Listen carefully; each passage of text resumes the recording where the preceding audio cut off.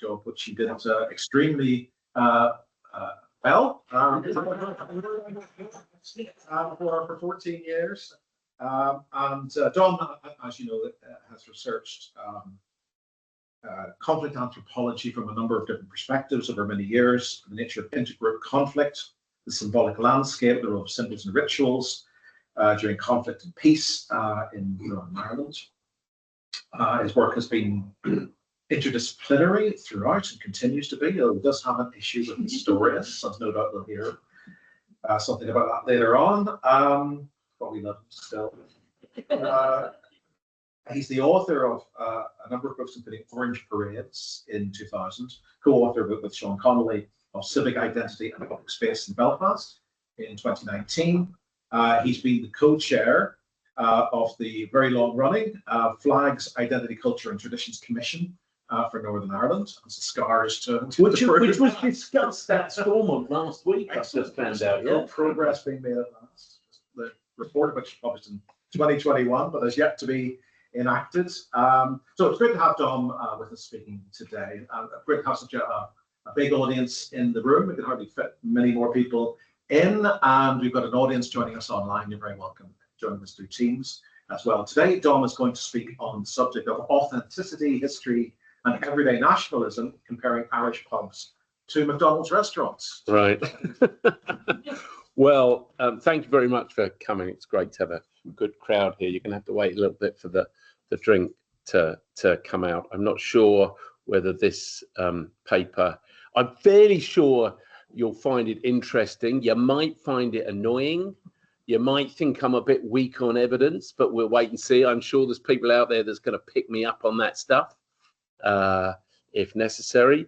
And I should warn you that, like a pint of Guinness, whilst it's going to start quite light and fluffy and fun at the top, towards the end, it's going to get horribly dark and serious. Okay, there's various things going to go on, including some drinking of product and videos, one of which I'm absolutely delighted with because I'd never seen it before. I found it the other week. You'll know when I'll tell you when I show you. But so I hope all the technology works, and for everybody online, I hope everything works for you. If not, I'll explain it to you. So what this paper aims to do is look at the idea of authenticity and its part in everyday nationalism. And I'm talking about this at a time when partisan, patriotic and exclusive nationalisms are on the rise. And I wonder whether we can critically unpack the idea of the nation as it's understood in everyday life. So I'm going to look at the construction of Irishness in the capitalist marketplace. I'm going to tread on an awful lot of people's toes along the way and examine the way that multinational companies sell Irishness using a constructed authenticity. In particular, I'm going to explore how Guinness is understood. I've got an alternative title for the. Let's just speed it up. Oh, there we go. That's my alternative title. I'll just let that sink in for a minute. Now here, I'll put this out there now because I need to know if there are any articles out there that critically look at Guinness and Diageo. I haven't found them yet. And if I haven't found them, if I'm right, I think it's fascinating that a brand, and remember, it's not a beer. There are lots of beers that have appeared under this brand. I'm going to get to that in a minute. That a brand so central to a national identity has not been deconstructed in any way. I think that's interesting. Some of these have, I love the search for God and Guinness, but some of these, start reading some of these books, you can't get through all of them because they're just too soft and fluffy to deal with. But I'm going to start with the thing that annoys me the most, and that is putting, it's a rant, Neil, I know, it's mainly a rant and a little bit of a lecture, and that is when you start putting national identities on products. And one that's particularly annoyed me over the years is, or I've noticed that in Northern Ireland, of course, McDonald's and Burger King advertise the fact that they use British and Irish beef. Now, I'm not sure how you distinguish between the two. Part of me wants to think that you bite into a burger, you taste a bit of blood. If you're British, then you taste the blood. If you're Irish, you just don't forget the blood, or something like that. All right, I'm not quite sure. And then I was taken, Robbie and Fiona, your daughter's boyfriend was working in a Tesco's. I was told this story the other week, and was asked whether the chicken that was on sale was the beef was British or Irish. And he, as I understand it, said something like, "I'm really not sure how the cow self-identified," which I think is a bloody brilliant answer, but meant that he was sent back to the stockroom for a couple of days, even though he'd obviously given the right answer. All right. But that thing when you take your national flag and you slap it on the back of a frozen chicken in some sort of loyalty has always made me interested and wound me up a little bit. So why not go to the the product, which I think is probably the most attached to a national identity of anyone I can think of. All right. But first of all, let me tell you why I want to do this. I think the three most powerful ideological constructs of our age are probably capitalism, nationalism, and the patriarchy. Between them, they do more than any other frames of reference to define who we are and our place in the world. You can reject their legitimacy all you like, but it's difficult to escape their hold. Alternatives like international socialism barely make a mark on the idea of the nation, and most socialist positions have tended to revert to using the idea of the nation to make their demands for change, be they revolutionary or progressive.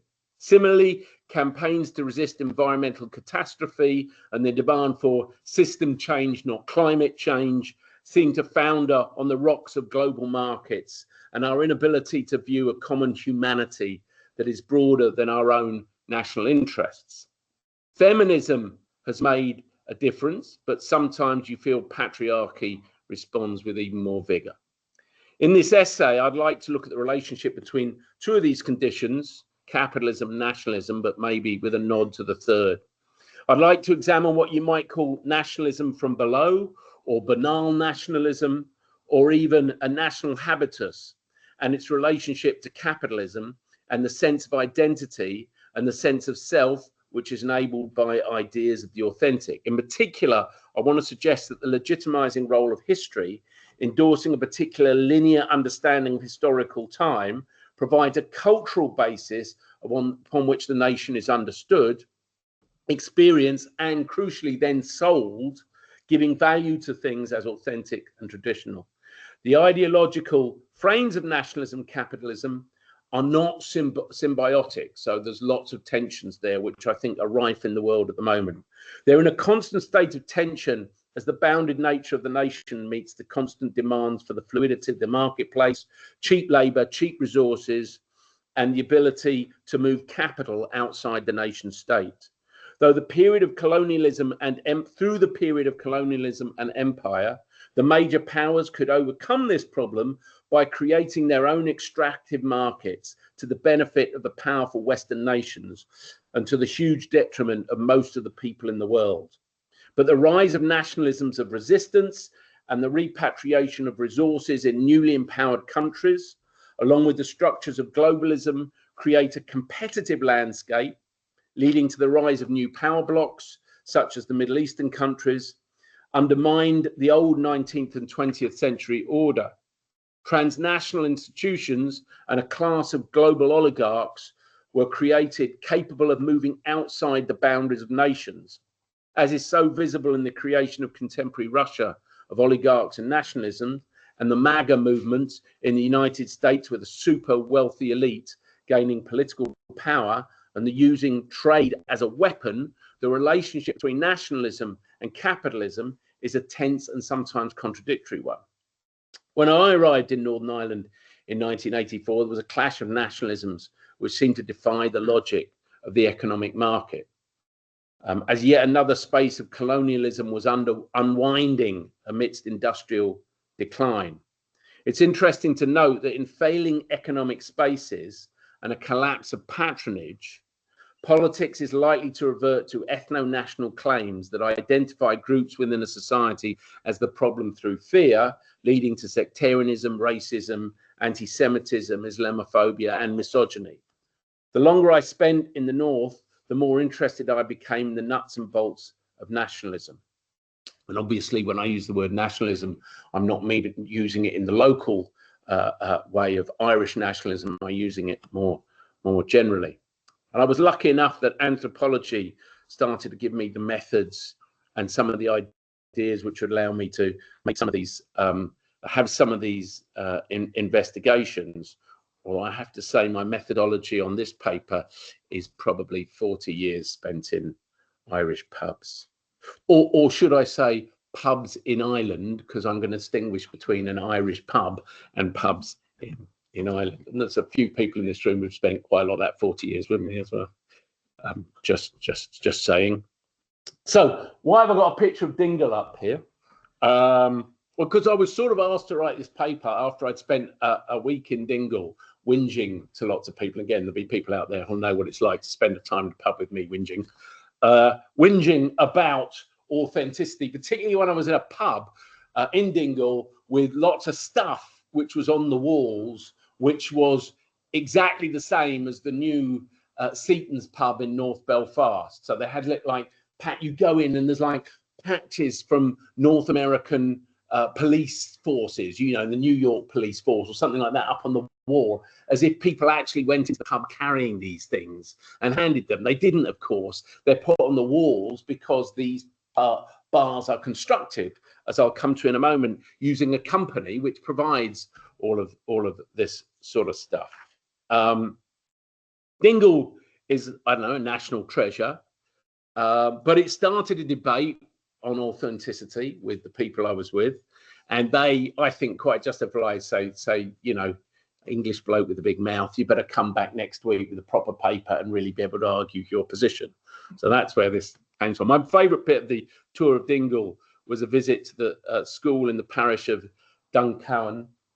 All right, that's there, the exact bottom right there. And what I loved about it is it fitted so well into the countryside, but it turns out it was a movie set for Ryan's daughter, if anybody's been down there. So it was a relic on a landscape thanks to Hollywood stars on the scenic grandeur. And that sort of summed it all up. But there are Irish pubs, and of course there's lots of different ones around the place. I'm not going to be unfair. There's some which I'm sure were quite old. There's others which do a different sort of a job. I thought this was my favourite one with the van in front. We all know this sort of stuff. Tom Wilson, my old friend Tom Wilson, wrote a book on drinking cultures sometime. I looked at all the places that were the edited chapters, and I knew Tom had not been to most, but knowing Tom well enough, he sat in the pub thinking about it for a long time. Every pub constructed to present forms of Irishness in Dingle seemed to be designed for the tourists that are the economic lifeblood of the town. But let's think of it as a space of capitalism. The construction of an Irish pub, as opposed to a pub in Ireland, can be purchased online from the Irish Pub Company. In fact, I've got. So if you go online to the Irish Pub Company, they're a company that is trusted partner for the authentic, high-performing hospitality business. You could do a whole dissertation deconstructing that sentence alone, but they will put together, and they've got hundreds, if not thousands of examples. They've got 6 basic constructions of different Irish pubs that they can produce for you.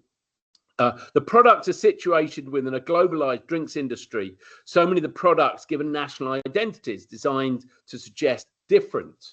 I personally get annoyed by this because you go into a bar, there's 7 different sorts of lagers from different parts of the world.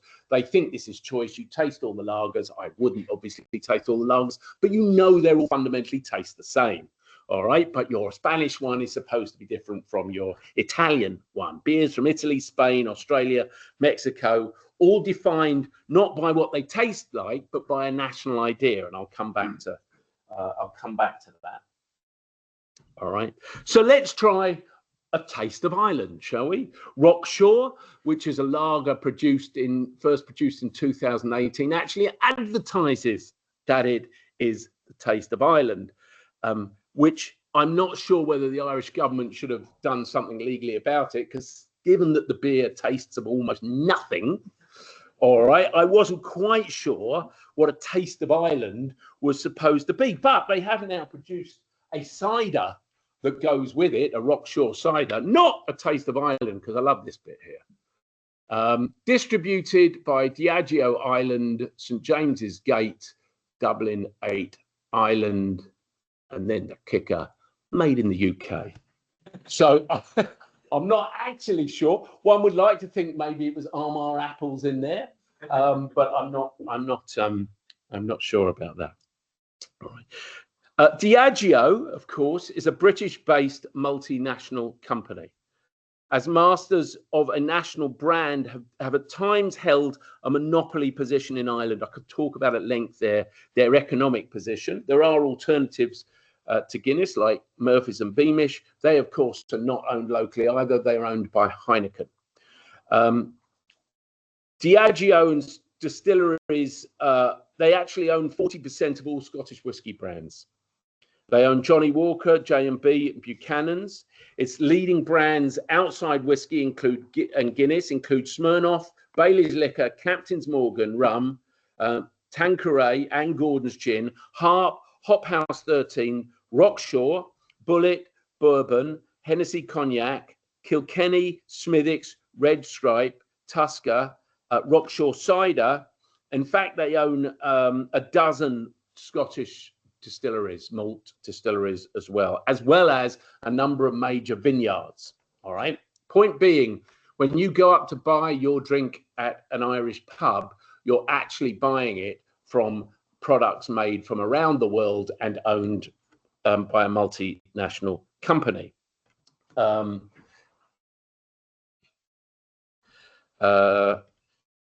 You could also credit Diageo in some way, and I believe Mike Cronin and Daryl Adair are rewriting their book on St Patrick's Day at the moment, with producing Irishness culturally around the world through St Patrick's Day. I mean, they are the major investor in the day. The pubs are the way that this sort of cultural idea is constructed. And I'm not going to go into St Patrick's Day because that's a lecture that I've done before and it's for another day. But I thought today I might mention the other day that they tried. I don't know who remembers Arthur's Day. So they invented Arthur's Day deliberately 6 months on from St Patrick's Day. So it's in September. And it was held basically, it was the 250th anniversary of Guinness being produced. I'm going to come to this in a minute, but that wasn't the Guinness we now drink, because what we drink here now is a different product for the one that we used to drink. And I've got the Carol, I've got the video up. So we're going to have a look at the history, which Carol has usefully found for me. So they invented this Arthur's Day. They stuffed loads of money into the pubs, into events, for those of us remember. So on Arthur's Day, you were supposed to drink a pint of Guinness. And it really was global. I remember students coming into me saying, it's Arthur's Day, I'm going out. I personally, as I will show in a minute, I'm a Guinness drinker. But on that day, I made sure I drank red wine. So people were to raise a glass to Arthur Guinness, landed Protestant and Conservative dynasty. Okay, let's name it the way it is. The day was thankfully eventually killed off by some other cultural powers in Ireland, no less than Christy Moore, who sang a song about alcoholism and the nature of Arthur's Day. One of my own favourites, Mike Scott of the Waterboys, also did an anti-Arthur's Day, and Gabriel Byrne also produced a heavily critical statement about this, and Guinness abandoned it all.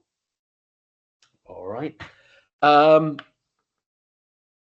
Recent masterpieces from Diageo.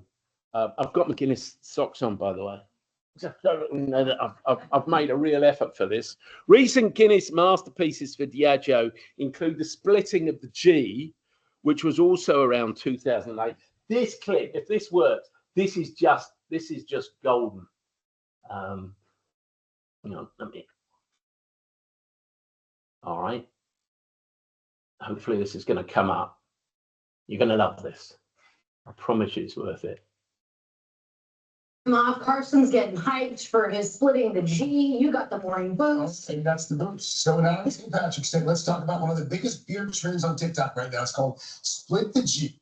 This trend, it might be spiking sales of Guinness. Everyone from Ed Sheeran and Niall Horan. It might be spiking sales of Guinness. Sippers take a big first gulp and try to get the liquid and foam in the glass perfectly aligned with the middle of the G in the Guinness logo. So we thought it would be fun to try. We found the perfect guy to do it. So Carson did. I'm glad I thought of it. Here's the G at home. If you can see it on the Guinness, we want to split it right down this. So I want to consume just that. I got to guess. One gulp. This was one gulp. This wasn't filled all the way up, so I'm going to be a little off. Are we ready? Yes. All right, here we go. Go. There you go. There you go. He's going to split the G. He's got it. I don't know if he can have gone too far. Did he split the G? Now, I know you're thinking that's pathetic. Give the guy a moment, all right? Give him a moment.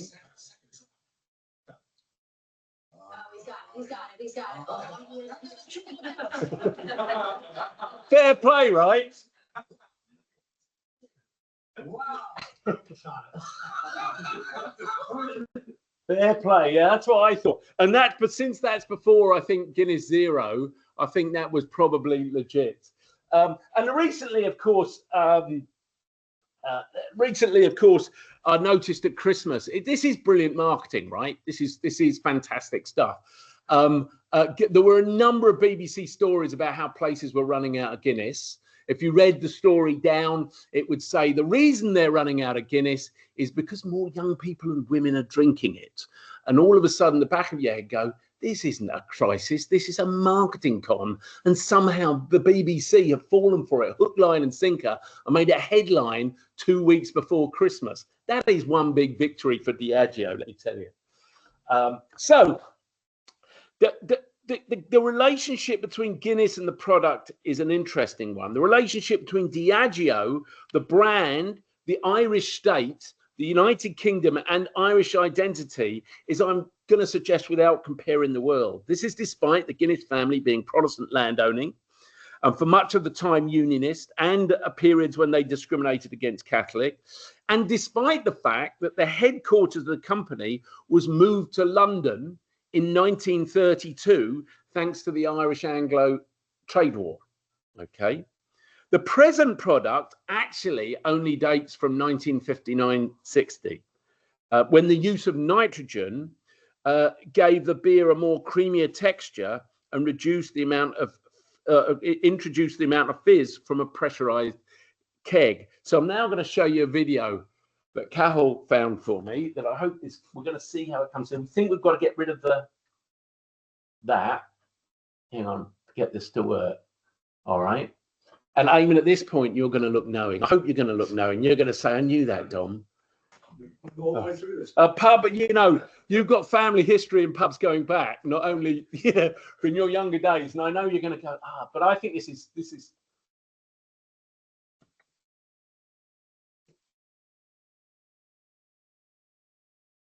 Porter, an old established tradition in Irish drinking history. Porter. Why we've even got songs. If you want your child to grow, your child to grow, your child to grow. If you want your child to grow, give him the child for our sake.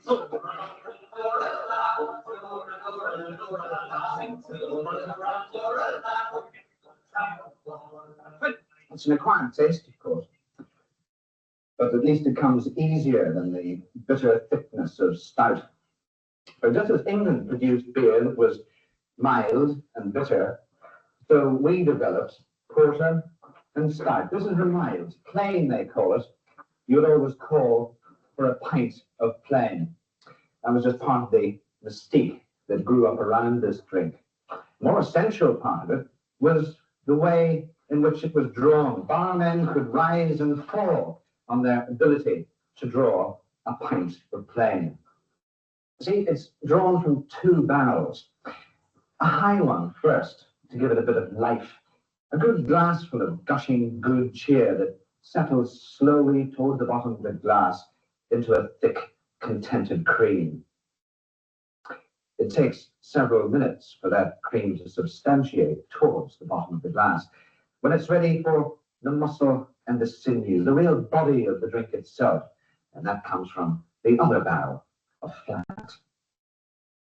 And if it's all drawn properly, the way it should be done, then the cream is borne majestically above to form a clerical colour that proves the goodness in its heart. And the true porter drinker would look upon such a glass with great reverence indeed. If work was the curse of the drinking classes, then porter was their salvation. And yet, it was not the traditional drink of Ireland.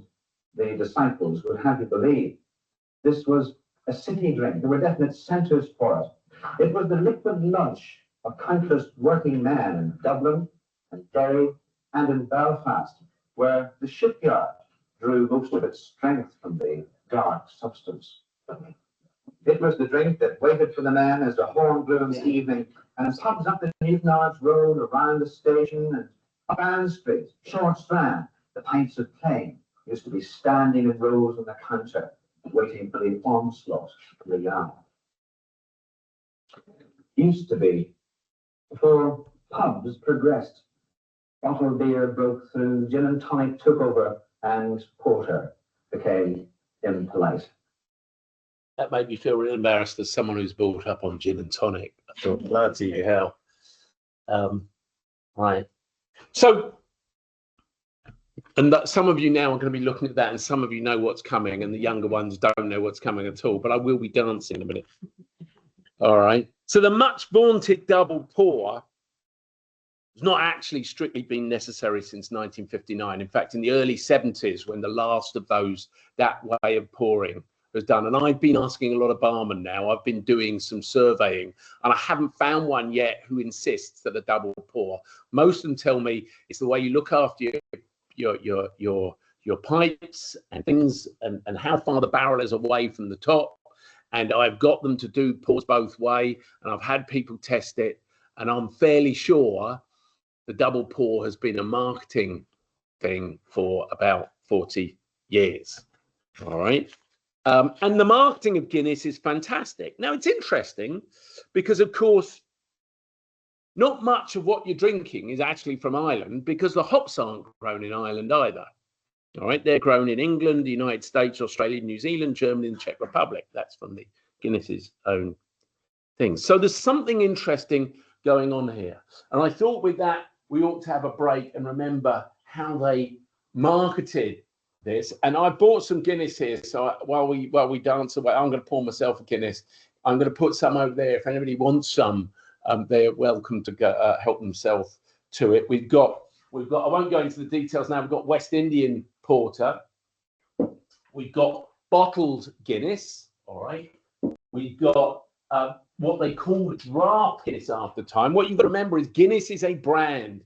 It's 4 or 5 different sorts of drinks, and if you go historically, it's about 7 or 8. The beer they used to drink is not the beer we drink now. Okay, so making sure the brand feels like it has a history is important. Now, while I'm going to pour my Guinness, I'll put the things over on the table there because they'll be easier for people to get to. But for those of you that don't know this, it will be an eye opener to you. For those of you who do, it'll bring you back and make you think when you were younger. Because this is brilliant. Oh, there's an advert, of course, which I can't get rid of at the beginning. Last inch of lip, but you can't. What do the kids think? Perhaps they'll draw pictures of me and show their parents.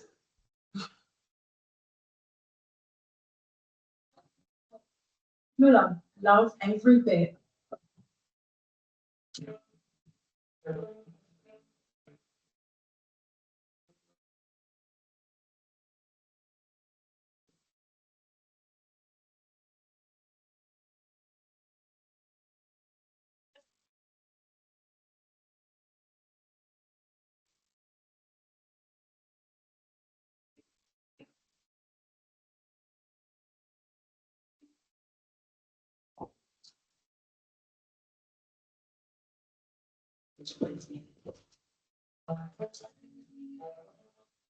The Guinness hot one today.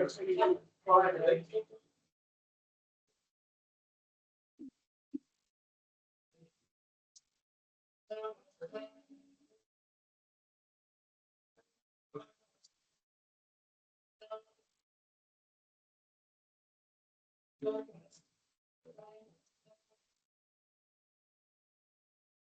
you're welcome to pour yourself one if you want. If there's anybody who doesn't want to drink, I'll pass around this packet of Guinness mini caramels for those of you who don't fancy beer. So I don't know if you want to start there, and anybody wants to take them some nice tasting. I've never tasted them before, obviously. Guinness. So when you visit your pub in Dingle, you're experiencing something that feels authentic. You're in a landscape of Irishness.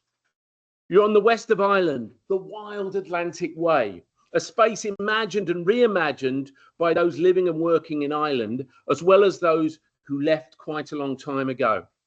You are reimagining the stereotypes constructed through colonialism, through the lens of nationalisms, of resistance, and less obviously through the many capital flows that the west of Ireland was never going to escape.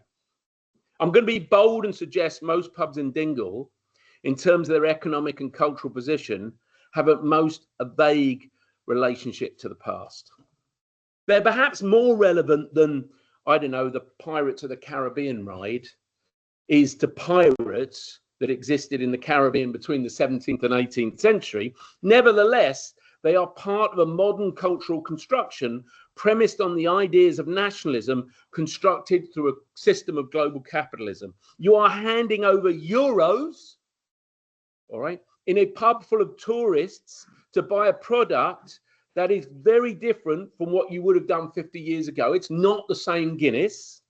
All right, a product owned by a large multinational corporations with ingredients imported from outside Ireland. The pub may not look like a McDonald's and may feel unique and authentic, but in terms of ownership of the product and profit, it's not so different. So the experience of moving around Dingle is pleasurable because it feels authentic. What about it are we enjoying? Why do people want to experience this place? Why do people consume a nationalism so embedded in international capitalism? And should we worry about it? Is there a problem? One of the core... I'm going to have a drink. One of the core issues I've wrestled with over the years can simply put as cultural continuity or cultural transmission. I originally tackled this by looking at the idea of tradition as it was expressed and constituted and reconstituted through the annual performances of Orange parades. My argument, drawn from a broad anthropological perspective, is the rituals provide a time-defying space, legitimizing identity, but within a contemporary political context. Like other traditions, the parades were premised on a continuity of ideas, imagined and experienced through a ritual and a symbolic landscape of banners, marching tunes, music, flags, commemorations and celebrations that is both personal and political. You have your lodge, you have your parade. Put that to the side, you have your favorite pub. Despite obvious diversity within the rituals and the variety of different performances, ranging from the solemn to the carnivalesque, there is a sense of group belonging over time, wearing the sash my father wore.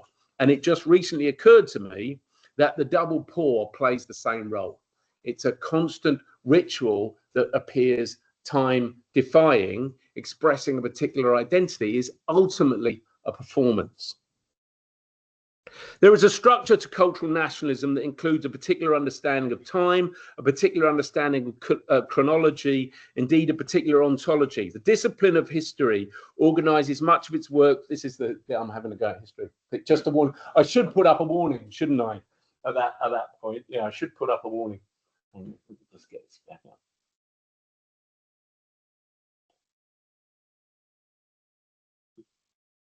up.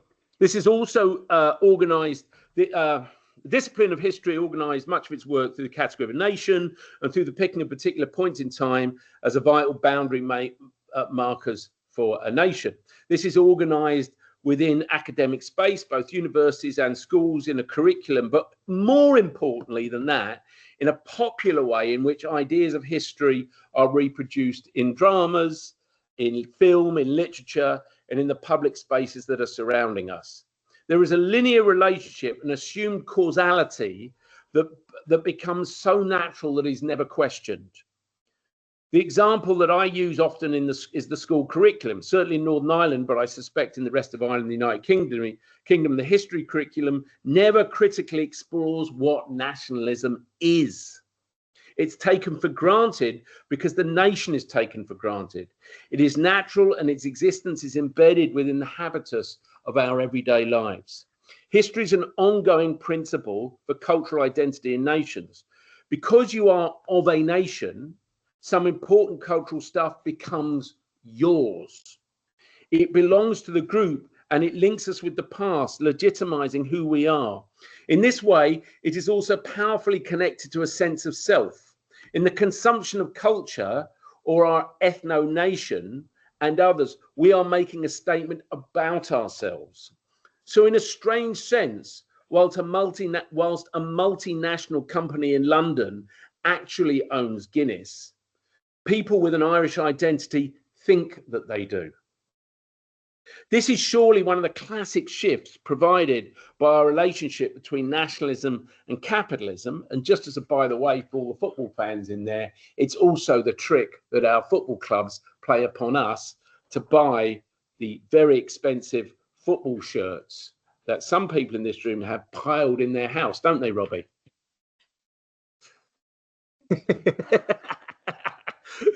This is where the idea of authenticity becomes important. Anthropology as a discipline has a long relationship with the idea of authentic. And in fact, in a way, anthropology grew out of trying to find its own authentic in different cultures around the world. We had to somehow find what the basis of human beings were by going out to these tribes, which we invented, and finding how authentic they were because they were our past.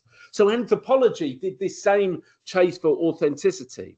At some points, anthropology could almost be defined as a search for the authentic, either a social, I've underlined this because it's the word genuineness I've got here, and every time I see it, I read the word Guinness.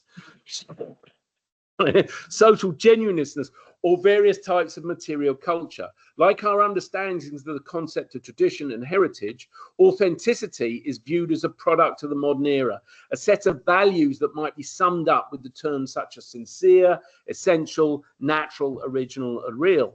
As Hobsbawm and Ranger have defined the understanding of tradition around the need for identities after a breakup of the old order, so Trilling suggests that the search for authenticity is embedded in cultures after the collapse of the hierarchies of the feudal system, offering a sense of belonging in a complex world.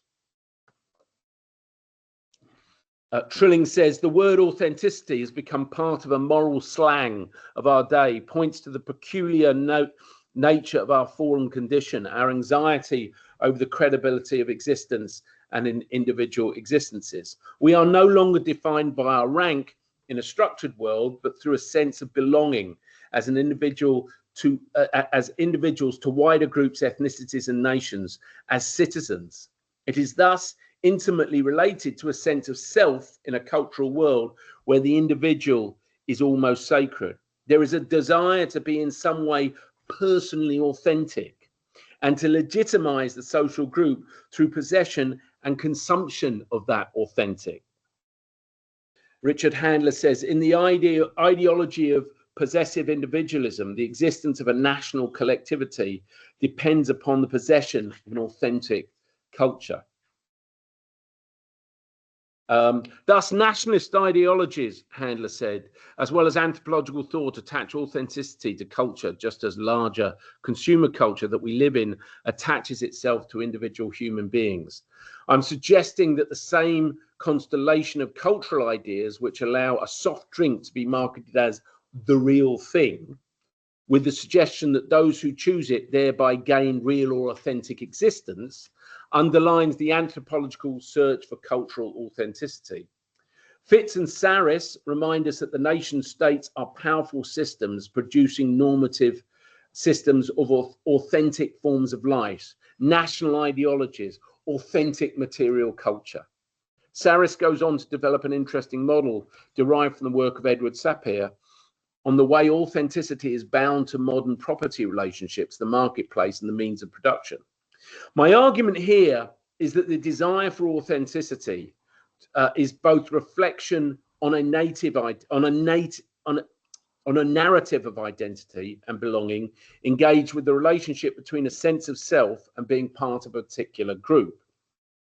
To experience and possess something as authentic legitimizes an understanding of the past reflected in the yearning for a sense of belonging. When applied to a sense of national identity, exists within a chronological structure and a cultural organization that suggests you are doing it as part of the ethno-nation, or of a value and legitimacy of other social experiences. This is an environment within which certain forms of capitalism flourish. In branding a product to a nation, you are triggering a powerful set of emotions and boundaries, which if marketed with care and invested in, can be very, very profitable. And my argument is that Diageo do that fantastically. All right. And in doing so, historically, have destroyed many another brewing company in Ireland, by the way. All right, like a steamroller going over drinking beer in Ireland. That's what Diageo and its predecessors have been like. Because I think there is no brand in the world, no brand so closely associated with the idea of a nation than Guinness. I can't think of anything quite like it. And that ritual of the double pour has been part of defining it. And if you don't get a double pour, people will discuss why you didn't get a double pour. And if you do get a double pour, everybody sits there. And when the double pour happens these days, because all the glasses these days have the stuff on the front of them. All right. And they put them, and I've been talking to the bar staff and the marketing people from Diageo go round and they tell them to put them that way round on the bar to lead them all up. Because of course it's fantastic, because it looks like even if only 3 people have ordered it looks like there's now a queue of people getting Guinness. All right, it's brilliant marketing, really. And once you know, I mean, with my beautiful Southern English accent that I've got, I still have bar staff say, "You've got to wait for it to be poured, sir." All right, you think, bloody hell. It's a way of that interaction becomes a way of defining who you are, whether you're a stranger or not. Does it get done in America? Do they do it in London? Is the Guinness as good in London and Dublin? Can it be? To which my answer, of course, Guinness in London could be as good as Dublin. It's only about 250 miles away. It's ridiculous to think you can't export a barrel of Guinness to London and pour it in the same way as you can in Dublin, to be honest. And the more you think about it, more, yeah, it's crazy, isn't it? But in David Miller's book, Material Culture and Mass Consumption, consumption is seen as a creative process, subjective and emotional. So now I want to go on to the really dark stuff, if you didn't think that was dark enough. All right. Through a logic of different, I want to look at how products are linked to the nation. And a nice book by Costello and Mahele, I think that is, explores this. Through the logic of differentiation and distinction, then, our consumer choices participate both in the construction of belonging and execution, while at the same time tying us to a market economy, making culture and economic behavior mutually constitutive of each other. The existence of nationalism in a much more banal and everyday place. So they've got an argument over consumption, that there's 2 sorts of what they call national consumption. One is called political consumer nationalism, and the other is called symbolic consumer nationalism. So political consumer nationalism covers the decisions by consumers to buy or not to buy on the basis of perceived national identity of product. So this would include boycotts and what are sometimes apparently called boycotts. So if you're in Canada at the moment desperately buying Canadian rather than American, you're in what they now call a boycott. The nationalist politics of the United States might be recreating an era of consumer nationalism. All right, you've got to buy your own products. And if you're in Canada at the moment, you know all about that. But what I'm discussing here comes under the heading of symbolic consumer nationalism, the reproduction of nationalism by means of consuming, using, buying or wearing products or services that are either produced nationally or otherwise recategorized as national, the mundane and banal performances of nationalism. The second of these consumer nationalisms is inevitably impacted on the first, as the collapse of Tesla cars in Europe testifies. It is precisely the anxiety about the existence of that characterizes nationalist ideologies, whose fundamental premise is always a nation bounded and distinctive. All right, so we are continually reproducing what our nation is in our everyday practices. So I now want to go a little bit darker still. Among many objections you might have to my argument is, so what? So the idea of an Irish pub rather than a pub in Ireland, or the experience of a West of Ireland town is socially constructed through an intersection of capitalism and nationalism. And its relationship with the past is perhaps more problematic than people think it is. Or maybe they all suspect that the link with the past is somewhat suspect, but who the hell cares? I'm enjoying my Guinness. Would you leave me alone? All right. And after all, a night in a pub or a trip to Dingle or Donegal gives you a social experience of the sort that most of us crave. And I'm amongst those people. But in terms of the world we live in, capitalism matters and nationalism matters.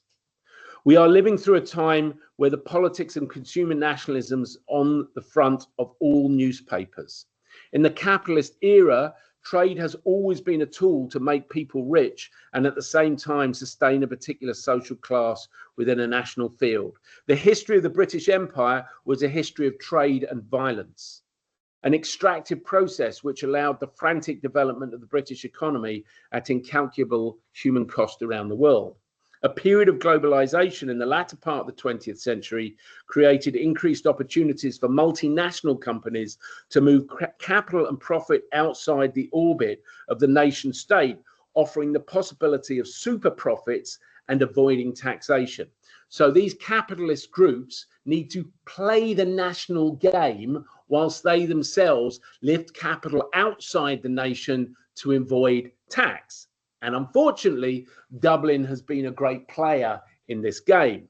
Diageo, Apple, Google, Facebook, Starbucks all work at the levels, let alone the global banking system. Indeed, the Irish economy has found its own dubious niche by attracting the headquarters of globalized companies, particularly from the US and the City of London, to our shores in order to avoid hefty tax bills in the US and rest of Europe.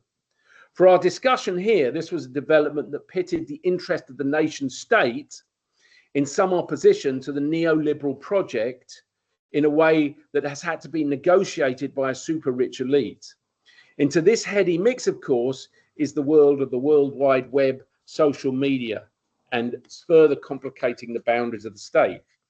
It is in this context that localized secure nationalism, the imagined community, can feel comforting. A more secure past that might make us feel in control again. It's our nation, it's our product, it's what we know. Something that might be authentic, linking us to people that you can trust. It's our history, it's our people, it's our culture. And ironically, the people of the colonies, meanwhile, are coming to look for jobs here, whilst our people and our culture are starting to suggest that we have to keep you out. Thinking of all the images that accompany a rural island that are used in marketing, think how attractive the tourist brochures are as part of what can be ours. The role of the symbolic consumer nationalism is powerful. What is more reliable than an Irish chicken burger served with Irish chipped potatoes in an Irish pub, with walls covered in mass-produced authentic pictures of an Irish past, and mirrors reflecting your face across the words Jamesons, as you drink your Rockshore, which actually tastes of Ireland, or your pint of Guinness. And you know your pint of Guinness is Irish because it's got a harp on it. Unfortunately, this is not an act of resistance to globalization, and indeed it may be a disguise. I've recently been reading a powerful little book by Neil Postman called Amusing Ourselves to Death, as well as listening to Roger Waters' equally powerful interpretation of the book in his 1982 album Amused to Death. Postman takes on Aldous Huxley's view of the future brave new world and opines that culture in the United States of America has become engulfed by an entertainment industry that has substantially changed the political culture of the country. This is 1980s. This involves an understanding of the epistemology of the mass media and our understanding of truth. Truth, he argues, is intimately linked to the basis of the forms of media expression, which should make us think in today's world. He says, I should go so far as to say that embedded in a surrealistic frame of television news shows a theory of anti-communication featuring a type of discourse that abandons logic, reason, sequence, and rules of contradiction. In Postman's depiction in the 1980s, we do not find an Orwellian world where culture becomes a prison, while rather we are in a Huxleyan world where culture becomes burlesque and the end of serious, rational public conversation. Neil Postman died in 2003. I wonder what he'd make of today's world. So I'm going to finish with Roger Waters' interpretation of all of that. And how are we doing for time? Yeah, I should finish up. And it's been playing on my mind because the world is in such a terrible place at the moment. And I didn't actually, bizarrely, come across this Roger Waters album until a couple of years ago. And I want to read you the words, and I'm going to play a bit from here because I think it's worth it. And because there aren't many rock songs which mention anthropologists. But the book sets the album sets the idea of a monkey watching TV, watching all of the mass of TV coming through, and interspersed right through it, Roger Waters is deeply anti-war, all right, is our stories of war coming through the whole time. And this is around Tiananmen Square and various other things. He writes it. But these are his lines in the third song. So, the monkey sat on a pile of stone and he stared at the broken bone in his hand. The monkey looked up at the stars and he thought to himself, memory is a stranger, history is for fools. And he cleaned his hands in a pool of holy writing, turned his back on the Garden of Eden, and set out for the nearest town. And when you add it all up, the tears and the marrow bone, there's an ounce of gold and an ounce of pride for each ledger. And the Germans kill the Jews, and the Jews kill the Arabs, and the Arabs kill the hostages. And that is the news. And is it any wonder that the monk is confused? He said, Mama, Mama, the president's a fool. Why do I have to keep reading these technical manuals? And the Joint Chiefs of Staff and the brokers on Wall Street said, don't make me laugh. You're a smart kid. Time is linear. Memory is a stranger. History is for fool. Man is a tool in the hands of the great God Almighty. And they gave him command of a nuclear submarine. And they sent him back to search for the Garden of Eden. And I think it's an extraordinary piece of writing for today. All right. And I want to finish off, I'll just say something afterwards, with actually playing a bit of music about the end of the album when they're trying to work out why humankind have ended up where they've ended up. So bear with me. To those of you not big rock fans, I apologize, but. And in the background, he's got interviews with First World War soldiers playing the whole time, which give it an amazing power. I'm not going to play it all, don't worry. I just want to go to the bit with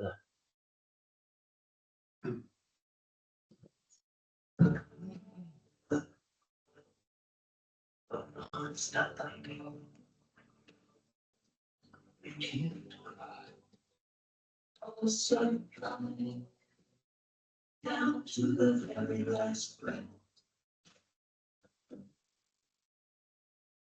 I love that he's talking to the barman as well.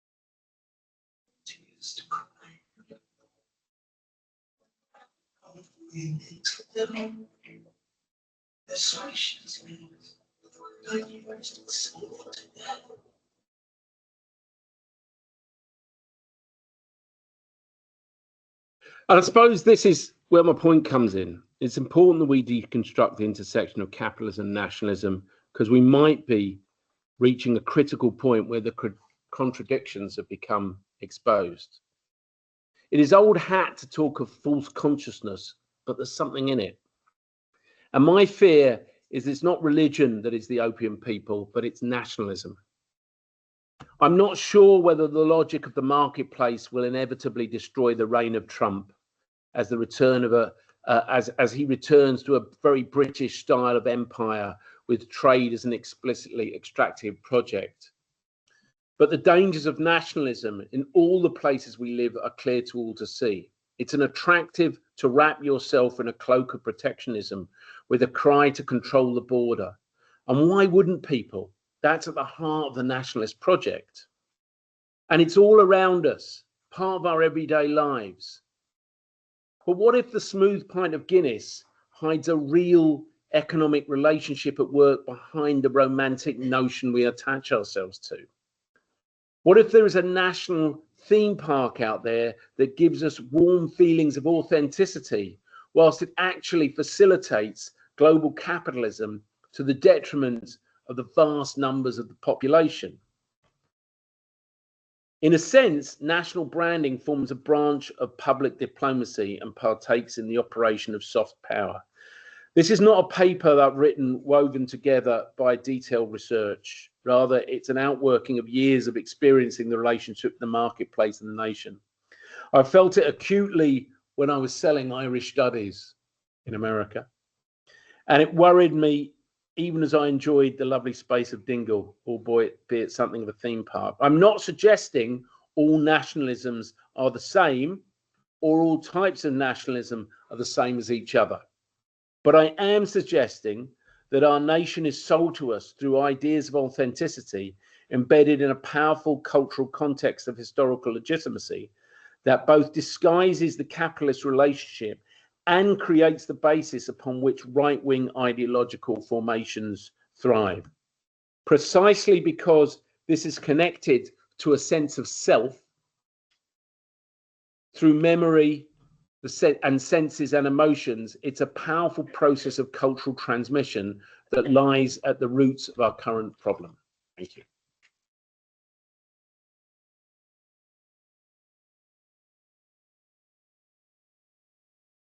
While you're keep stepping away, Yeah. to take a few questions. So obviously, people in the room, just raise your hands. Ask questions. People online, raise your hand digitally, and Becca will pick up and invite you to unmute. So let's start with the room. Who wants to start, Sean? No, it was a brilliant reconstruction of Guinness, but there was a fatal moment in your talk. Go on. You used the words tourism offshore. Yeah. Yeah. I've raised one big question about this. Who is the Irishman for?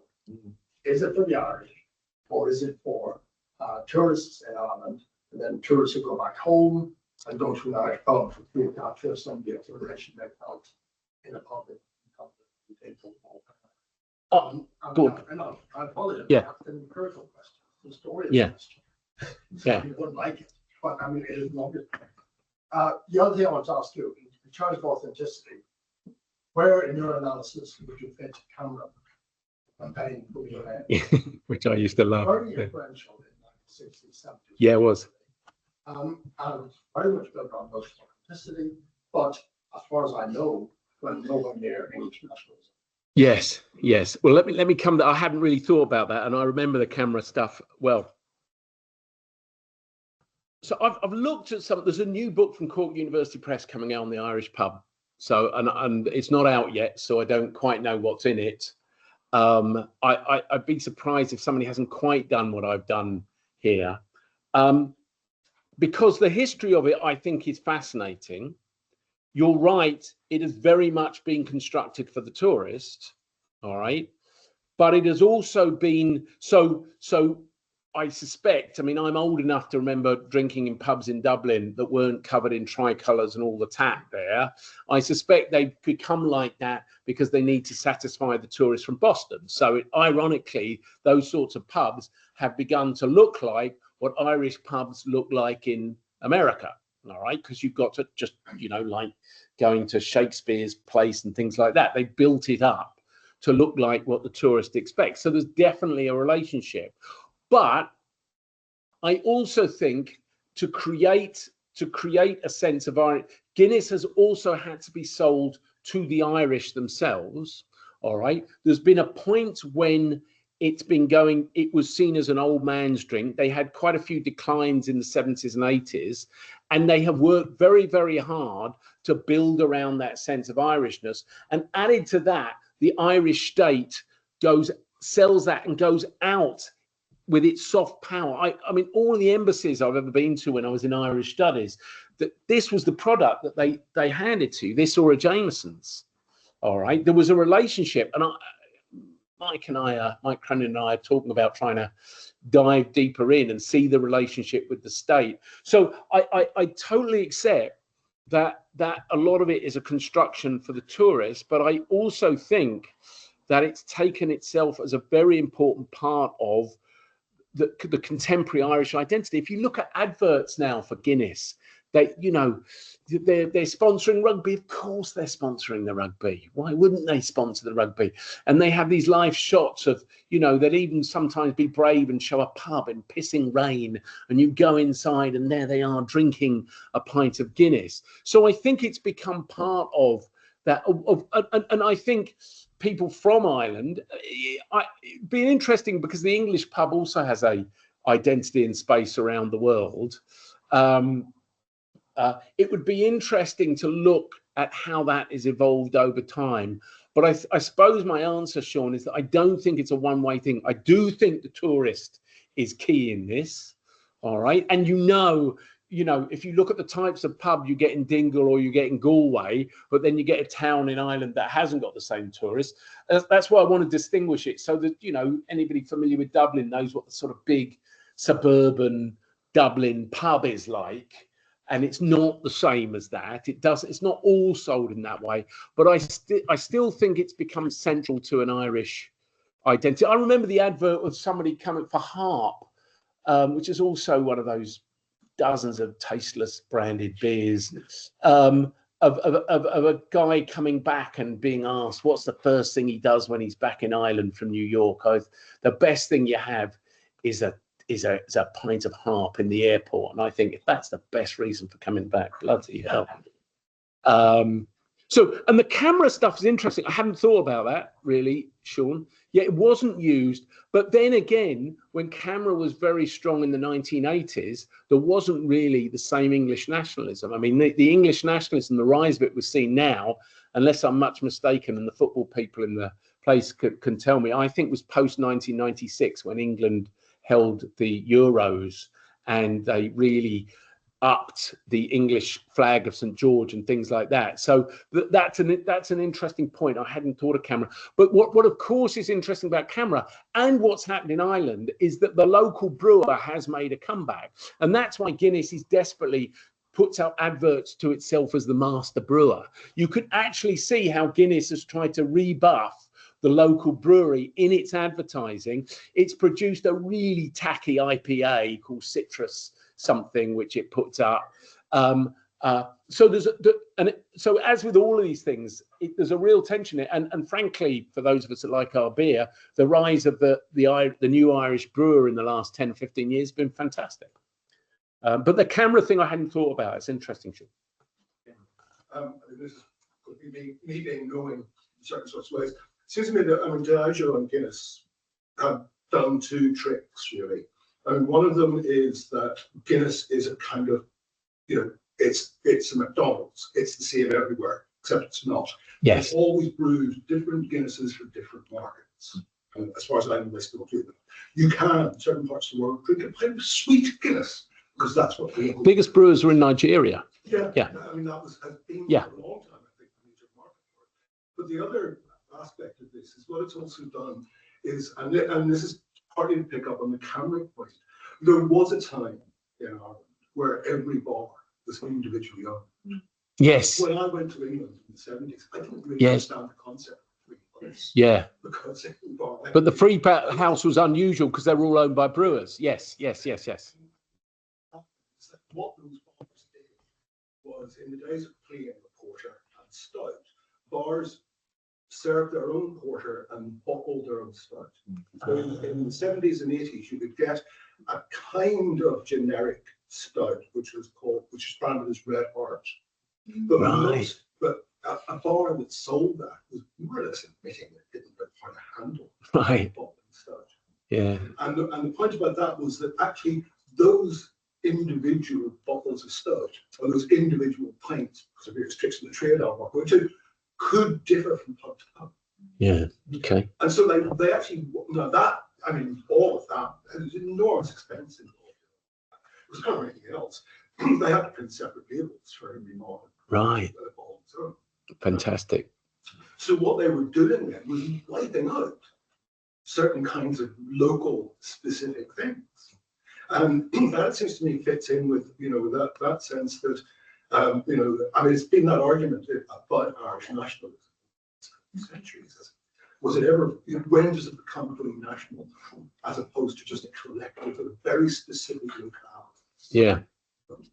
And Diageo, it seems to me that the history of Guinness worked alongside that might be interesting. I mean, I think for that. Yeah, that is exactly that reason. I knew Eamon. I knew you'd know some of the details. The minute I showed that video, I said, if Eamon's there, he's going to know some of this stuff. And I do think it's interesting. If I'm right, and please, if somebody knows an article that I haven't seen, if I'm right about this, I do think it's fascinating that nobody's done it. I do think it's fascinating that the only books produced on any of this, as far as I can work out, are hagiographies produced for the American market saying Guinness is the greatest beer on earth, sort of thing, rather than looking at these nuts and bolts. And I mean, and this is why maybe this book from the University of Cork is a good one. I think the history of the pub as a social thing is a fascinating thing for exactly the reason that the struggle of capitalism that exists in it, I think, is really, really interesting.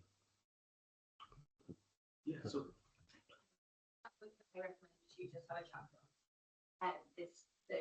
Diageo, Guinness. Oh, does she? I thought it was only the 90. Does it? Okay, I haven't read to the end of it. There you go. Serves me right. You did. If you look at the world, you can see all of these things. That's good. 1893, like the branding of Limerick Lakes, like a lot of these things are done by Lady Aberdeen. So it's already a global colonial thing, even in the 19th and 20th century. So is the novelty of what you're doing actually the bringing back and selling to Irish people in Ireland authentic, as opposed to the Irish diaspora, who are usually the ones who have had this sold to them as an authentic Irish? Yeah, I think so, because it's a marketplace, because Ireland is a marketplace and an important marketplace, and you've got to sell this, and you've got to I think one of the interesting stories, in fact, not the consistency, but the constant reconstruction of what Guinness is as a drink, which, you know, there's 3 different versions up there, and there were many more versions of what Guinness is. I think that's quite interesting, and that as a reconstruction, and then to make it a mass branded product, you've got to appeal to people wider than that. The World Fair stuff is fascinating, because if I remember, Mike Cronin gave a talk on the World Fair which was the one in New York in the early 50s. And I think the Irish government had a terrible struggle, if I remember from his paper, deciding whether in America to show Ireland as a modernizing, industrialized state, or show it in the version that most visitors from New York would want to see when they got there, you know, the old sod and that sort of thing. So in some ways, that wider struggle of how we identify ourselves, I think, has a quite long history. I better get to that chapter then, hadn't I? Yeah, and no, that it's a good, yes. Did she go up to the 1950s? I think, but it is good. I've heard her talk a couple of times. Excellent. Yeah, excellent. I suppose my question will be around what are the implications of this for I'm thinking specifically Mussolini's sort of analysis against ethno-symbolism. He asked who chooses, how do they choose, what do they choose? Some ways you maybe argued that it's the capitalists who choose what and how do they choose what. Why that being authentic? Kinder Quailing was sort of symbol of Irish. Yeah, I mean, I've never been a fan of conspiracy theories, so I don't see it as something which as somebody has planned exactly, but I do see it as a form of capture of the product, and I do think what makes this an interesting case study, because as I say, I'm going to say this again, I don't think there's quite an example quite like this. I do think it's quite unique. I can't think of another nation that has a brand so closely associated that used time and time and time again. So I do think it's, in one sense, it's a rather unusual version of this, but I think you don't have to have some conspiracy to see that. And this is the bit I'd like to do more on, to see the way that the capitalist enterprise has marketed it. And you know, they are renowned for their marketing on it. I mean, most of us growing up can remember, of course, I was in England, so we had things like Potting the Black, we had the Toucan, you know, I can remember the Guinness adverts, so from even being a kid.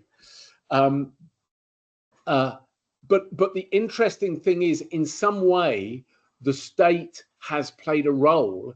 I said that capitalism, nationalism doesn't work in a symbiotic way, but I suspect, and I haven't done all the work, that I suspect that the state and Diageo or Guinness has worked symbiotically in recent years, because it's too good for the state to turn down, because Diageo do their work around the world, and it's too good for Diageo to try something else. So the two of them have found themselves hand in hand, you know, at the cost of all of the other products.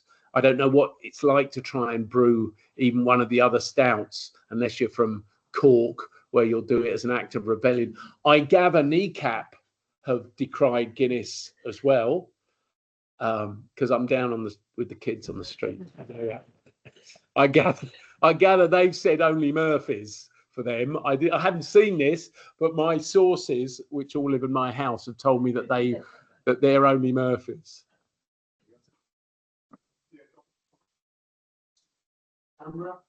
All right.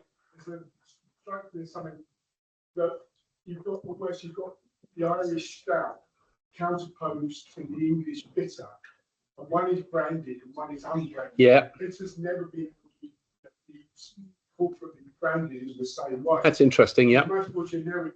I'm thinking of John Major's Englishness of beer and cricket. Yep. Yeah, so much, but it's also the counterpoint of Englishness and Irishness. And it's showing that film you showed me there, about the Porter film. Porter's a London beer. It is a London beer. It's originally a London beer. So, and it was sold with gin, wasn't it? It was Porter. Yes. It was a working. Yes. So even that in Irishness has come from England in the first place. So that even that making Porter the Irish beer rather than English beer becomes another. Maybe that's the element of distinction between the two. Yes. Which you've got somewhere along there. But one of the things you said right at the end struck me as something worthy of self-reflection. Go on. When you go away and sell the concept of Irish studies to other countries, and how much of that is the same thing of selling the concept of Guinness as an Irish product, and you're selling the product of Irish studies to get people to come here. And as part of that, they associate their Guinness and their Irish dancing. Yeah, well, I've given Peter's looking down there. I have reflected on that in a couple of places before, because I'm fairly sure that the curriculums that we end up with in Ireland for Irish studies are very much based on the ethno-Irish American view of their interest in Ireland. So it's not everything Irish, and Peter and I have often spoken, as I have with other people, why literature and history become the focal points for Irish studies. And in a way, I think the answer again is to do with the marketplace. And this is why we're all trapped in it. I mean, I'm not trying to say that somehow I'm outside it all, and I'm aware of it when I'm in it. All right. And that surely is the power of it. We don't escape it in some ways. We are all ending up in jobs where we have to do that sales thing. And I sort of regret that in my years of being director of Irish studies that I didn't just do an ethnography of Irish studies, which had probably been quite unusual. There's still time. Yes, I've still got to do the book for the ref, and then I've got to do the one that I want to do on Guinness, and then there's that one. The English pint thing is interesting. I'll just throw this out. I'm just thinking off the top of my head again. The funny thing is, the English pint finds itself difficult to sell around the world because it's a lukewarm, flat beer, and and maybe doesn't travel. I don't know. You and I grew up on it, so we sort of love it, but it doesn't have quite the sales outside England. Even in places like Scotland, it's not quite the same. So it's quite interesting that as a product, and we've been better for it. That said, of course, Guinness should probably be drunk at room temperature. All right. On warm, absolutely. And then they had that period when they were not only selling it cold, but they had the extra cold tap there, which so you could, which is like, absolutely, you couldn't tell anything because if it's extra cold. And I suspect part of their thinking was that people who might not like Guinness will find it okay because it's extra cold and they can't taste it. There was a part in Bristol 20 years ago that had 3 different types of Guinness. Super cold, to cold, the room temperature. You could choose. Yeah, I bet I know which one you chose. Yeah. Authentic, yeah, authentic, exactly. There's a quick question there, and then we'll put it back up. So nationalism normally needs an other to define itself against. You need a migrant, the enemy. The authentic needs the inauthentic, the barbarian, tradition needs the untraditional to kind of rile against. So in this Guinness culture, who is the other? Who is the? But you always need someone to, and in that sense, my take, but there's something coming from the outside a little bit. There's something about, how shall I say, the certain superficial silliness of all of this Guinness as an Irish pub and so on, which I actually find endearing because it's inclusive. Yep. You can drink Guinness in Nigeria, you can go anywhere, you can drink, there's no wrong way to do it. And so this actually is something which I find benign about yes. Women drink, and so on. So there's something which I find endearingly benign exactly about this silliness because it's inclusive. It doesn't say, Guinness is good, and if you drink Murphy, or if you drink Carlsberg, you're the enemy and you're barbarian. It's something. So I'm not sure if I express myself fully, but there's something. So unless I'm missing that, actually there is in the background the barbarian, the uncivilized, the enemy, the migrant, and so on. So I think I'm probably going to say the answer to that is that I don't think nationalism always relies on an enemy other. This is a sales point, all right? This to Ireland, this is the way it literally sells itself around the world. And like St. Patrick's Day, which I'm going to suggest is probably the most popular national day around the world, it's difficult to think of another national day which is so used around the world. One of my sister-in-laws did, in fact, come across an Irish pub in Bolivia on St. Patrick's Day, which didn't know it was St. Patrick's Day. She had, which I thought was quite remarkable. I'd wanted an interview at that point. But if you think about it, and that's why the relationship with soft power is quite interesting. Irishness, for lots of good reasons, all nationalisms are not the same, is not despised around the world.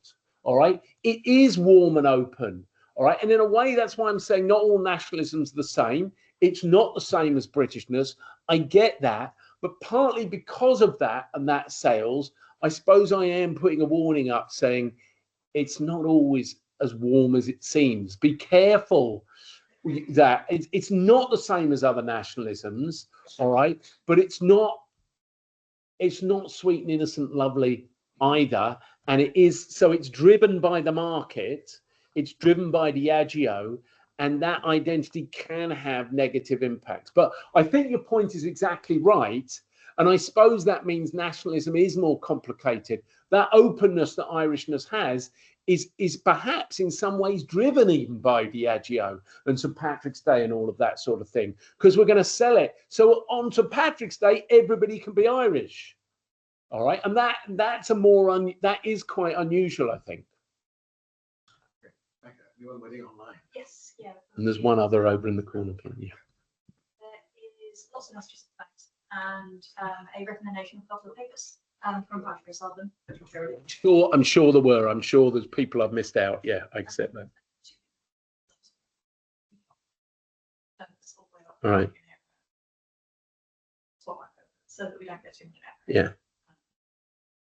And we'll start with Karen and then move to Rebecca. Hi, Dawn. I hope you're well. I just wanted to say wonderful presentation. Can you recognize me by my voice? Okay. Well, anyways, that was outstanding. It's like old times. So I just wanted to say thanks, and I look forward to reading the paper. Take care. Thank you, Karen.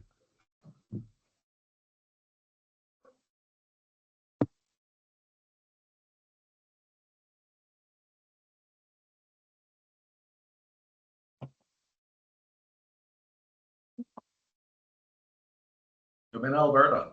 Yeah, I assumed it was Alberta. Rebecca? Sorry, Dom, I had a little bit of technical freezing on my side here. Brilliant as always. I've had a really dismal start to my day here in Alberta, and that just made it brighter. So thank you. I just want to offer you two little sort of like extensions. You will have lots of material.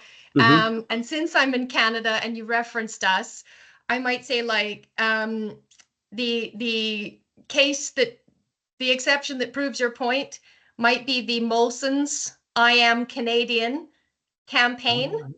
All right. Which Yep.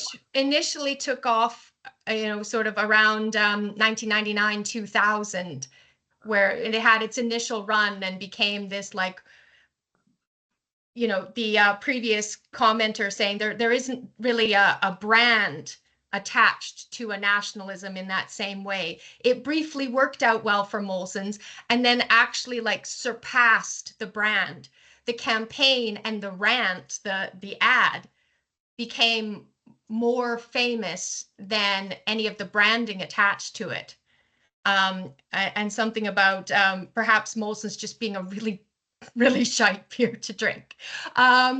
It didn't have the popularity to go with it. So maybe that's one that you might like to develop as the counterpoint, and why it came back the way it did around the tariff threats and the 51st state annexation. It was very, very deliberately resurrected from the YouTube graveyard to become that rallying cry again.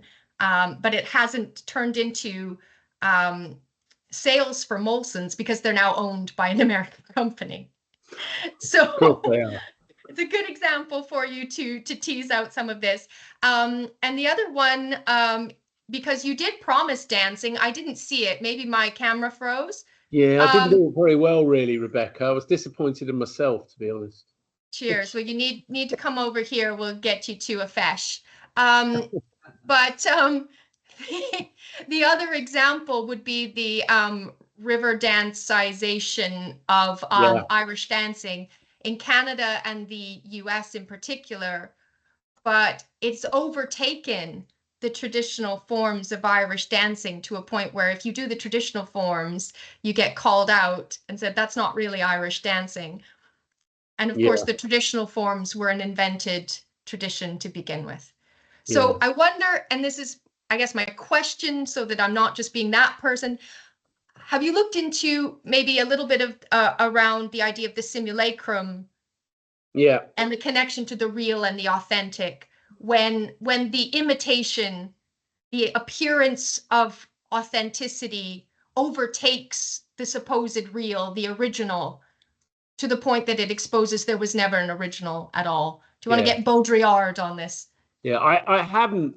I sort of feel with this paper, Rebecca, that there's 100 different ways you can sort of take it theoretically, and I'm not sure which way I should do it. I also feel that I'd like to explore some of the real, things people are mentioning here about both the ethnography and the history of the pub and the company before I dig into it. But thank you very much. Thankfully, Canada, which used to have some of the most terrible beer you could drink in the world, has improved immensely in recent years, as has the US. Was the Molson one called I Am Canadian? Yeah, that's the one. Okay. Yeah. I'll look that one up, because of course the interesting thing is, if you're marketing something, you've got to be both narrow and wide. And one of the clever things about Guinness is that it is both narrow and doing an Irishness, but as you pointed out, an Irishness that sells widely, which I think is one of the, and they must sit in these marketing meetings discussing all of this, because I actually think the closest job you have to being a sociologist is doing marketing. You're marketing, you're trying to work out how the social group works. So these sort of discussions must take place in Diageo, I suspect in London, not Dublin, all the time. Okay. We have a question right here. The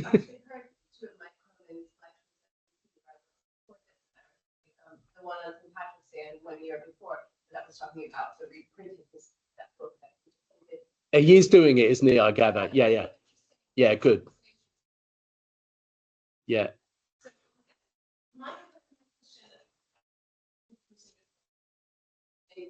Sort of corollary there. So mine is just two thoughts, which is one, that on one side, and perhaps when we talk about the authentic and the real, I know I'm not necessarily keen into that, but I just wonder, since this is a working paper, they're sort of on one side, it's I'm just wondering how far an analysis like this, which is very interesting, can go to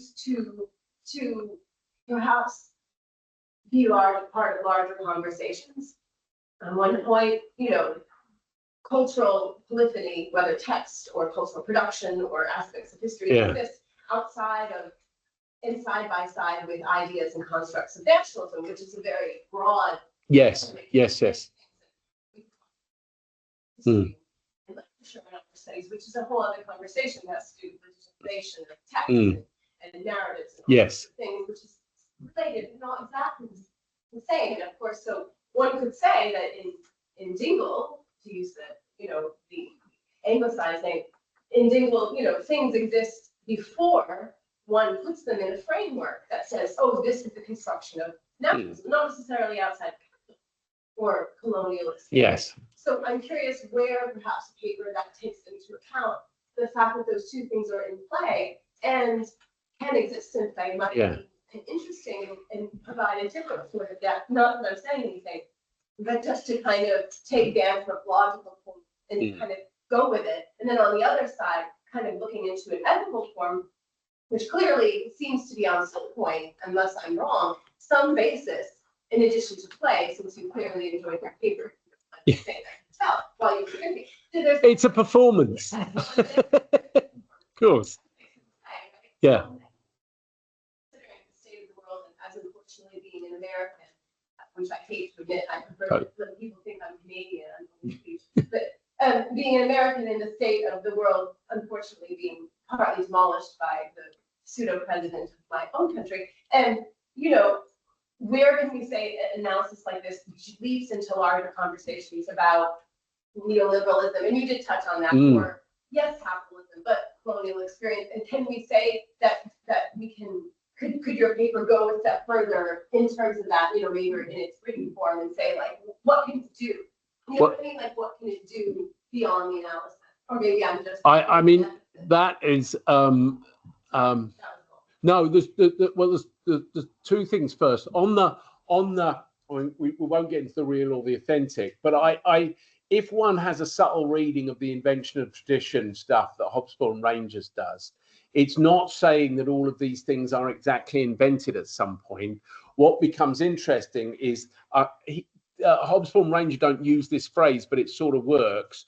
They become captured in some way by the state, all right, and then used, or by a company, and then used, and the tradition comes forward. Not that, the infamous one, of course, is the Scottish kilt. Not that Scottish kilts didn't exist before, but they were somehow institutionalized in some way, codified, and you could do, I'm sure, the same with people have done it with Irish dance, and as always. Well, you don't know that. I mean, original again is not a phrase that would, because it usually takes place in different spaces than it did before as well. So that's that, and there needs to be a subtlety when doing that. I totally accept, which subtlety isn't for those people knowing here. But that was all right. But the second one, what do you do with it, is was put to me by somebody very close to me at home just the other night. What do you do with it? Where do you take this? How does it work? And I'm actually not sure how to answer that question at the moment, because I'm not sure, because the trouble is, if you go in and end up criticizing something like this, you're just going to get a sort of wall of criticism, and English accent and all of that. It looks just a horrible bit of whataboutery. But I don't want it to be like that. I want it to be a thought about how capitalism, nationalism intersects in complex ways. That's the bit that I find really interesting. Yeah. I mean,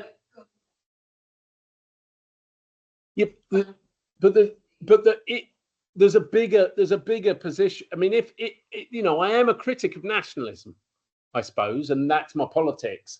And it's interesting when you live in a place where a nationalism has been one of resistance, as it has in Ireland, and I totally understand that. But it worries me, because I don't think we see a world where nationalism appears to me to be a solution to anything. All right, I think it's part of the problem, but I don't know how to manifest that idea with an alternative. I mentioned the word humanity in there. We don't have a way. John, who just left, once put it to me: how do we create a sense of humanity around the world as an identity we could link into? He said it should be possible if India works as a country and China works as a country where identities are massive. You can have alternative identities, but we don't. So something in how nationalism works, and I haven't got an answer to that, even though I've got a criticism of the existing. Maybe the environment, yeah. So we're kind of at the end of our time, but I'm going to ask one last question. Yeah. Just because I'm chair gets in that. So there was a while, not so long ago, when Harp, also a Diageo brand, yes, was being used to sell the idea of a kind of apolitical regional Northern Irishness. Yes, using it did, didn't it? It had a guy. Humor. Maybe just it's very kind of tasteless inoffensiveness was deemed to be appropriate. Yeah. Trying to redirect this kind of identity to which is kind of banal regionalism. Yeah. Banal Northern Irishness. I mean, maybe they've given that up, ceded the ground to Nordic Central. They seem to me to have given up on Harp almost altogether. In a way, they seem to have replaced it with other lagers but the regionalism thing is interesting, and you can guarantee that there's another story to be told about the ebb and flow of Guinness here, you know, through all of the things that took place, given that it has this Irish identity. I mean, marketing companies, I followed a few things like that. So Tennent's, for instance, spent, 5 years sponsoring Rangers. They then let it go for about 3 or 4 years and then spent another 4 years sponsoring Celtic. Somebody has sat down in a marketing room and said, well, we did Rangers, but, if we just do Rangers, then we're giving this beer an identification we don't want, so we better do Celtic for a bit. So, and that's in a way why I say that marketing people are some of the great sociologists, because they're sitting down working all this in. I noticed the decline of Harp. I don't miss it at all because it's a pretty bland drink. But the advertising up here, you're right. And it's brewed up here, isn't it? I think. Is it Dundalk? I thought it was. Neil, you're nodding. Yeah. I thought it was. It was in Belfast for some time. Yeah. Yeah. Was it? Bass is another one. Yeah. And it's interesting. The other thing is just to mention this, that the way some of the beers work. Now, my memory is, take Kilkenny, for instance. My memory for Kilkenny beer, it was an export beer. I mean, I remember coming across it in America and thinking, what the shit is Kilkenny? Because I haven't come across it in Ireland. And I think it was then rebranded in Ireland as a beer. All right. So I think it was started as an export beer. And similar to that, anybody who was drank Foster's Australian lager, I went to Australia thinking there'd be loads of it, and Australians decry it. I think it's a Queensland beer, but if you're in Melbourne or Sydney, it's VB and those other ones. And it's interesting that Foster's was also marketed. So I suspect there's papers and dissertations written on the marketing of beer and national identities that I haven't touched yet. I suspect there's stuff out there, and the localization of it is interesting. I think we could go on. This is a great topic. You've given us fantastic paper. Some people have got some drink over there. If they, yeah, I'm going to be taking it home. If move people to the pub if they want to go. Continue this conversation.